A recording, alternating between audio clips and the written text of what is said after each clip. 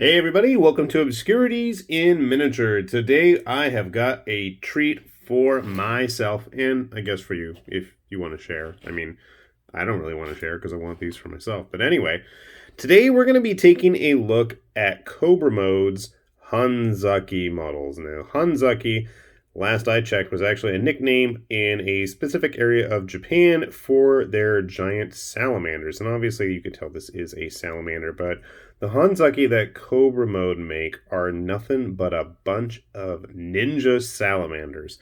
Now, I know you guys are probably used to me harping on and on about wanting original and unique models, and I'll be honest with you, Cobramode stuff is something that I had been meaning to get to for some time, and I finally could not resist anymore when I had the chance to get some of these Hanzaki guys printed out. So obviously, we have our flag dancer here, not flag, fan dancer. I don't even know what I'm talking about.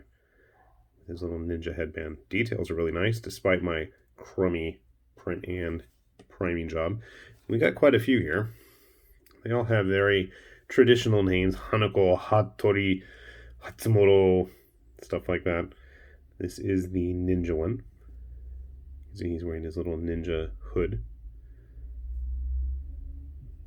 His size. Amazingly, I did not break a single one. Now, they were not attached to the base. I did print some basic bases, and you can see what a horrible job I did, but I don't really care. They're going to get all, doused with Agrax Earthshade anyway. One of the warrior ones. Like his banded male here. That'll be a fun one to paint. Again, somehow I managed to not break this. I know there's a little piece of debris left on there, but I'm just going to leave it alone. And the more I look at these guys, the more I'm thinking I want a full-on Salamander Frostgrave warband. With his traditional ninja magic finger pose. So he's shooting fire. Again, with his little ninja headband. I have these guys all on 25mm bases in case you're curious, and I will grab some other models just to give you a sense of scale. As I always say, I do print these out at the regular intended 100% rate. I don't goof around with tweaking the size that much. The Swordmaster. I'll have to put some kind of a logo back there. Obviously, I look at this and I just want to give him like the Dragon Ball gi. I like that pose. Just fun little models. Actually, they're not even that little. What a fun pose here. I know my kids saw this and they're like, I want one of those. No, they're mine. Maybe I'll share though. Maybe. This really crazy single piece, again, other than the base, getting that off in one piece. You can see the striations there in the shuriken, and I didn't do the best job of filing it down when I pulled it off, but paint should hopefully clear all that up. It's funny, my daughter will read just about any kind of feudal Japan type manga, maybe even watch the anime, but she absolutely refuses to watch Naruto, even though I'm sure she would enjoy it.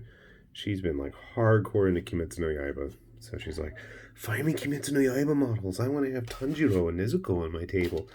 Maybe then she'd actually play. And not to be outdone, they even have mounted units for these guys, and they have this goofy looking eel mount. Now, I'm assuming it's actually supposed to go on the base like that. I broke his sword. That was really fun, as I dropped him when I was taking him outside to go cure it. But, that's just me. He's on a 30mm base, though. He didn't really fit on the 25 so much. So how big just exactly are these guys? I mean, they are very, very different. You know what would be cool is to have like a peasant or two. Just some basic peasant ones. Some grunts. I'm thinking of all of the model types. I think I might try printing a couple extras of these and maybe just like flip it or something. Or maybe an extra one of the swordsman. To me, those seem the most basic of the bunch. So if I did actually want to go ahead and go through with my mad plans to do a Frostgrave salamander warband, those might work well. So to me, they're pretty close to being goblin size. Obviously the goblin's a little bit smaller and he's a little bit thinner, but they are definitely shorter than humans, grabbing our usual witch hunter friend here. And you can see they come up to about his mid-chest when they actually bother to stay on the ground. But I think if you were going to game with them, I think at the size they're at, they work perfectly. I mean, you could probably scale them up too. They also make great opponents in 15mm, and I've got all kinds of 15mm Oni that I'm thinking they might go mess around with. Grabbing actual samurai models. Now I know this Legends of the Five Ring guy for Clan War is a little bit smaller than the standard these days. Let's see if I have anything else handy. What might work?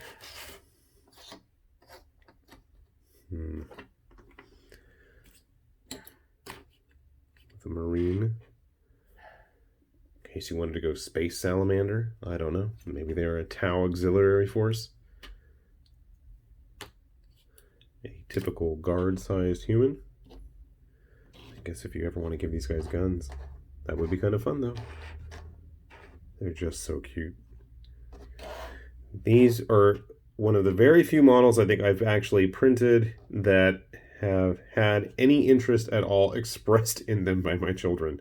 So that right there is a big thumbs up. I know my son recognized whatever type of salamander. He's like, oh, that's blah, blah, blah. Okay.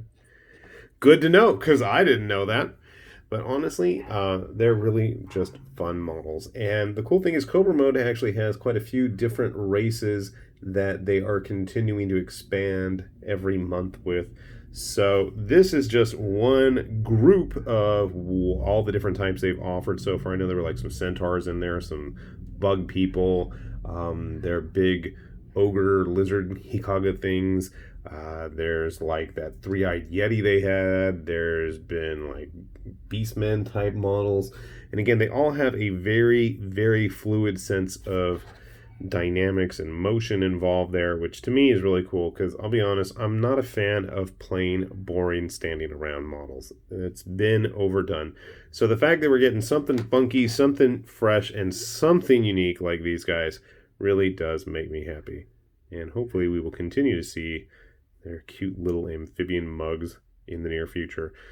I am going to hopefully go get these guys started painting now that I've got them primed, and I'm going to go steal some of my kids' animal books and hopefully go flip through them and find some good paint schemes to get these guys started. So hopefully next time you see them, they're going to have some paint on them. With that said, this has been High Lord Tamberlane with Obscurities and Miniatures, saying thanks for watching, and we'll see you back here soon. Bye-bye.